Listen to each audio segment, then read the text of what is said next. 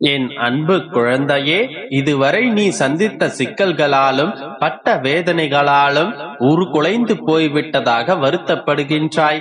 ஆனால் இனிதான் நீ உருவெடுக்கப் போகின்றாய் என்பதை அறிவாயா கண்மணி? நீ பட்ட வேதனைகளையெல்லாம் நான் அறிவேன்.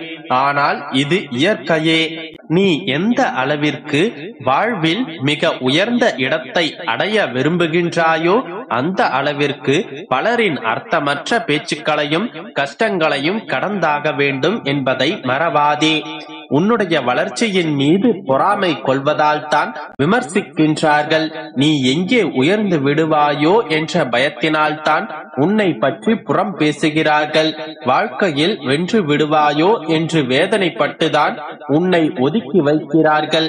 நீ நினைத்ததை அடைந்து விட்டால் அவர்கள் அவஸ்தைப்பட நேரிடுமே. அதனால் தான் அள்ளும் பகலும் உன்னை பற்றியும் உன்னுடைய வாழ்க்கையை பற்றியுமே நினைத்துக் கொண்டு அவர்கள் வாழ்க்கையினை துளைத்துக் கொண்டிருக்கிறார்கள். இவர்களுக்காகவா நீ பயப்படுகின்றாய்? இவர்களை நினைத்தா நீ வருத்தப்படுகின்றாய்? இவர்களின் பேச்சுக்காகவா உன்னுடைய வாழ்க்கையினை தொலைத்துக் கொண்டிருக்கின்றாய்? உதறிவிடு செல்லமே. இவர்களையும் இவர்களின் பேச்சையும் ஒதுக்கிவிடு. எத்தனையை நீ பார்க்க நேர்ந்தாலும் சற்று பொறுமையுடன் பொறுத்துக்கொள். நீ மட்டுமல்ல, நான் கூட என்னுடைய வாழ்வில் பல துன்பங்களை கடந்துதானே வந்திருக்கின்றேன். இதோ இப்பொழுதும் கூட சிலை வடிவில் என்னை செதுக்கும் போது எத்தனை வழிகளை நான் தாங்கி நிற்கின்றேன். உன்னுடைய வாழ்க்கைக்கும் வடிவம் கொடுக்கும் நேரம் இது. எனவே சில நாட்களுக்கு என்னை போல் துன்பப்பட நேரிடும்.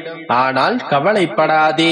இந்த துன்பத்திற்கு பிறகு நீ அந்த நிலவு பிரகாசிப்பதை போன்று நிச்சயம் பிரகாசிப்பாய். என்னுடைய சிலை வடிவத்தை அனைவரும் கை உயர்த்தி வணங்குவதை போன்று உன்னுடைய உயர்வையும் கண்டு வணங்குவார்கள். இப்போதும் கூறுகின்றேன், நீ உருக்குலைந்து போகவில்லை, உருவெடுக்கப் போகின்றாய். உன்னுடைய வாழ்க்கையை நான் செதுக்கிக் கொண்டிருக்கின்றேன். அழகிய சிற்பமாக நீ உருவெடுப்பாய். நீ இழந்த இடத்தை பிடிக்கும் நேரம் வந்து விட்டது. அதை நான் உனக்கு மீண்டும் நினைவுபடுத்துகின்றேன்.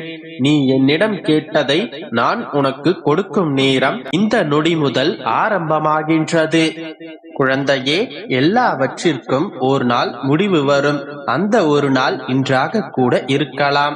எந்த கவலையும் உன்னுடைய மனதில் கொள்ளாமல் உன்னுடைய லட்சியத்தை நோக்கி போய்கொண்டே இரு. அப்போதுதான் நீ எதற்கெல்லாம் வருத்தப்பட்டாயோ அவை அனைத்தும் உன்னை தேடி வரும். அதுவரை நம்பிக்கையுடனும் பொறுமையுடனும் செயல்பட்டு கொண்டே இரு. உன்னுடைய யோசனைகளை எல்லாம் என்னிடம் விட்டுவிட்டு உன்னுடைய காரியங்களையும் என்னிடத்தில் ஒப்படைத்துவிட்டு நிம்மதியாக இரு. சரியான நேரத்தில் எப்படி முடிக்க வேண்டுமோ அப்படி எந்த குறையும் இல்லாமல் நான் முடித்துக் கொடுக்கின்றேன்.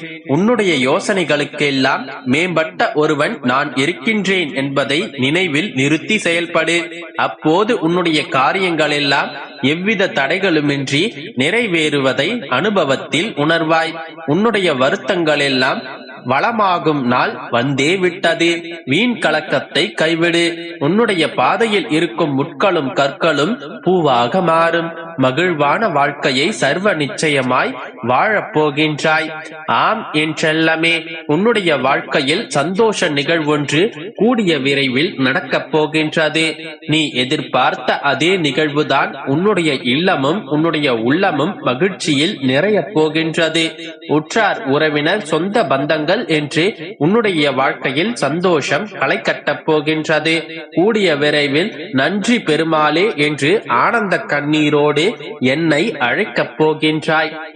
நம்பிக்கையோடு காத்திரு, நல்லதே நடக்கும். என் அன்பு குழந்தையே, உனக்காக ஒரு நல்ல செய்தியை கொண்டு வந்துள்ளேன். குழப்பங்கள் ஒருபோதும் உன்னை சூழாது. அமைதியையும் நிம்மதியையும் அது உனக்கு இறுதியில் கொடுக்கும். உன்னுடைய வாழ்க்கையில் நீ வேண்டாத விஷயங்களை சுமந்து கொண்டு நடக்கின்றாய். நான் மறந்துவிடு என்கின்ற நினைவுகளையும் நீ அசை போட்டு கொண்டேதான் சென்று கொண்டிருக்கிறாய். பிறகு எனக்கு மட்டும் ஏன் இவ்வளவு கவலைகள் என்று என்னையே கேட்கின்றாய். உன்னுடைய எண்ணங்கள் சிந்தனைகளை முதலில் நீ மாற்று. உன்னுடைய எண்ணங்களை பொறுத்தே உன்னுடைய வாழ்க்கை அமைகின்றது.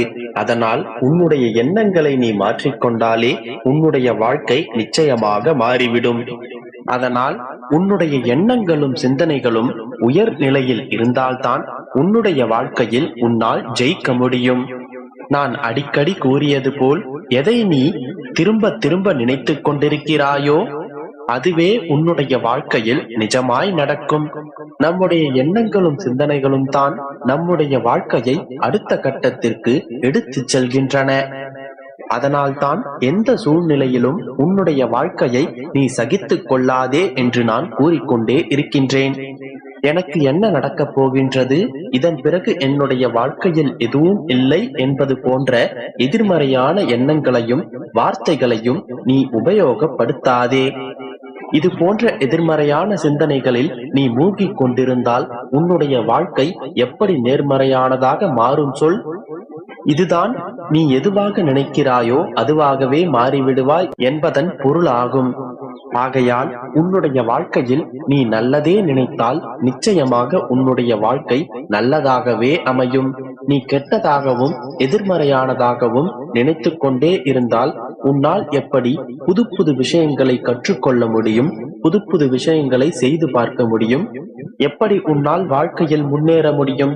அதற்கான சூழ்நிலை வந்தாலும் உன்னுடைய மனம் எதிர்மறையாக இது என்னால் முடியாது என்று தானே ஒதுக்கி தள்ளிவிட்டு செல்வாய்.